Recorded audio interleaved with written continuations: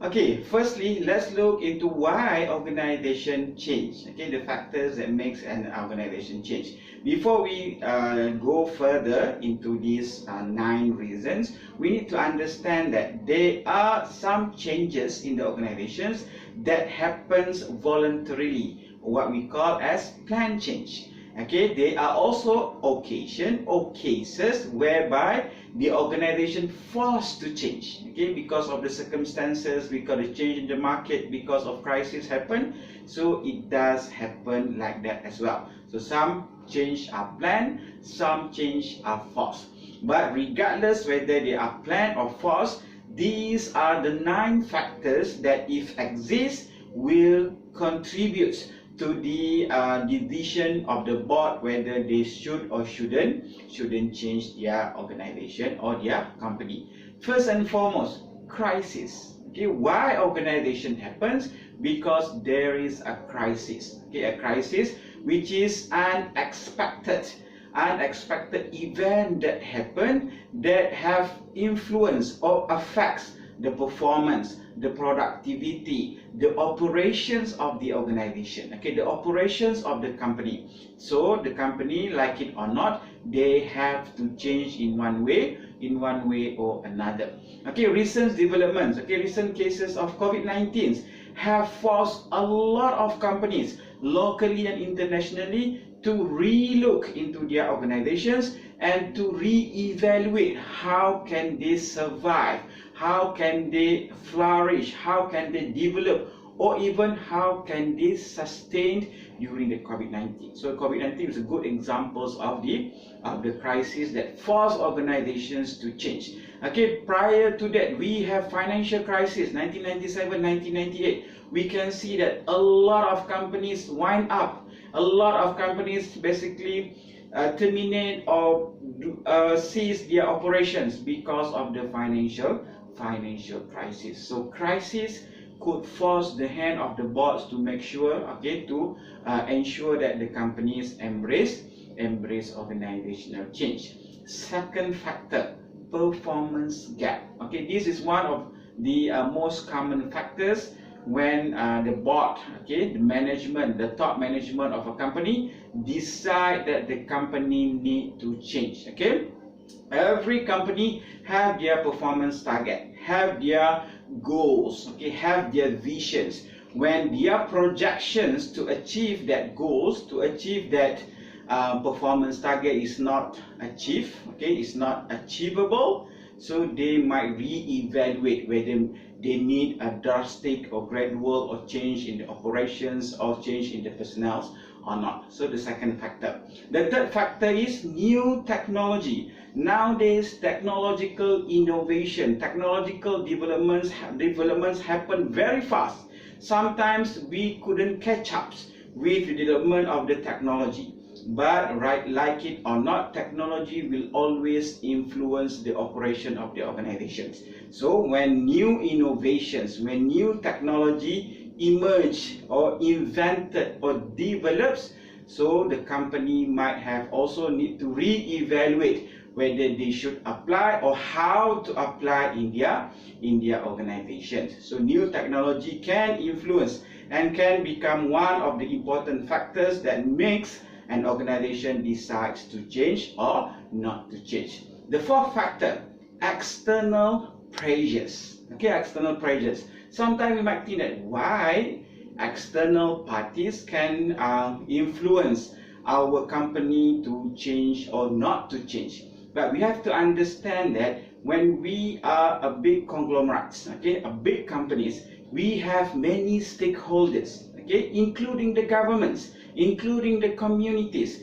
and all of these parties or all of these stakeholders, they have their own voice. Okay, sometimes they pressure the companies to change, whether in their operations, whether in their deliveries, whether in their process, and etc. Recent examples, the case of Top Glove. Okay, Top Glove. It is an external pressure. In fact, it's not a local external pressure. Okay, there have been pressures to change the way they provide the accommodations to their employees. Who put the pressure? Malaysian government? No, it's not Malaysian government. The one who early on put the pressures on Top Glove is the Customs Department of the United States. When they received the reports that Top Glove have not looked into or looked after the welfare of the employees of Top Glove, so they basically blacklisted Top Glove from their company. The same case happened to Huawei. China government do not put any restriction or pressure on Huawei. Instead, the United States government who put that, and the repercussions of that, the retaliation of that, there are many other consequences and effects. External pressure. Change can also happen because of internal pressure. Okay, because of internal pressure. How come the employees force the company to change? Yes, the employees can also force the company to change. Okay, simple examples. Employees union. Okay, employees union are established to look after the welfare of the employees. Okay, see, the most common one you can hear or you can read the news about the employee strike. Okay, they ask for the increment of salary, for example. They ask for a better benefit, for example. They ask for extra leave, for example. So those are kind of internal pressures that force the organizations to change. Okay, so both external and internal parties force organizations to change. Next, mergers and acquisitions. Okay, this is by right when the top management of your company decided that they want to merge with another company, or their company have been bought over by another stakeholders or another companies. Usually there will always be changes. Okay, because of what? Usually they will change the top management, the CEO, the COO, the general manager, the general director. So when those happens, organizational structure will change, the personnel will change, and most probably the policy will change, which will impact the operations of the company, and a lot more changes will happen. And then downsizings. Okay, when economic pressures happen, okay, usually before they have impacted the income of the company, the board will sit down and look at what are the initiatives, what are the strategies that can be done. Okay, so to make sure that they will be able to survive the economic crisis, the financial crisis, for example. Downsizing usually happen when the company decides to reduce the operational cost, and some employees are made redundant and asked to leave, okay, or paid to leave the company. Sometimes they close branches, sometimes they close some parts of the subsidiaries offices or department of the company, or less important or less essential operations. And the next one is company expansion. Okay, when you have downsizing, we also have upsizing. Okay, sometimes the company decide to expand, to open branches, to go international, okay, to open more outlets, to open more offices. So when this happen, you will hire, okay, the company will hire new employees, the company will hire new staff. Okay, sometimes they hire top management officers, okay, top staff. So changes will happen when the companies decide to upgrade, to expand, okay, to upsize the operation and the size of the company. And lastly, the strategic planning. Okay, strategic plannings. Okay, like I mentioned that some changes are forced upon the company. Okay, there are some changes that are pre-planned. Okay, I think I gave the examples of Nokia before. Before the emergence of Android phone and iPhones, Nokia have done very well. Okay, Nokia, BlackBerry, Sony Ericsson's, so they have done very well. Okay, they have done very well. So people would not imagine that within 5 years, Nokia have dropped from the tops phone manufacturers to the 5th phone manufacturers. Why?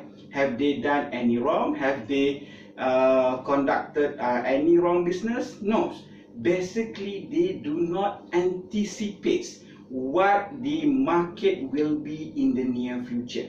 And then iPhone take over, Android take over, and they started to innovate and makes users experience better and makes the computer smaller and people can make it as a phone. Okay, as a phone. So they do not do any wrong, but instead what are their wrongdoing are they do not project. Okay, they do not predict what will happen in the near, in the short term, in the middle term, and in the long term future. Okay, in order for us to make sure that we hold competitive advantage and we are able to sustain, okay, the productivity and the effectiveness of our company, we need to anticipate. Okay, we need to project what will happen, and if those kind of thing happens, what will happen to the company. And due to that reasonings, to that factors, we can come out with a proper strategic planning, and this strategic planning usually requires change.